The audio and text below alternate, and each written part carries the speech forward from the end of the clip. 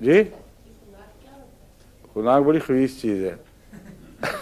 मैं बताऊं, गले में एक इन्फेक्शन होती है जो नाक की झिल्लियों तक भी चलती है, और अंदर एक केक सा बनाने लग जाती है जिल्द के ऊपर, जिससे सांस बंद हो जाता है और वो गोश्त सा उग जाता है। हालांकि वो असल में गोश्त नहीं है, वो जरासीम की मैल है जो तह बतह उसका जो गंदा मादा है वो ऊपर जमाती रहती है, यहाँ तक कि सांस की नालियाँ बिल्कुल बंद हो जाती हैं और बड़ी तकलीफ से बच्चा मरता है इसमें, और अक्सर बच्चों की दवा है।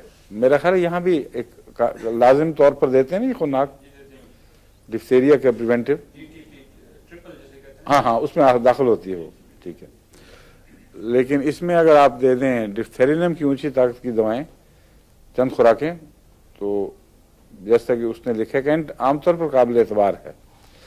इसलिए मेरा ज़ाती तजुर्बा तो इसमें नहीं है कि खुनाक का कोई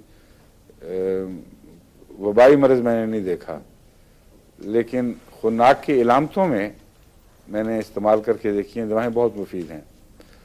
खुनाक की इलामतों में काली म्योर का बहुत गहरा ताल्लुक है, और भी बहुत सी दवाएं हैं, लेकिन काली म्योर भी मुफीद है उनमें।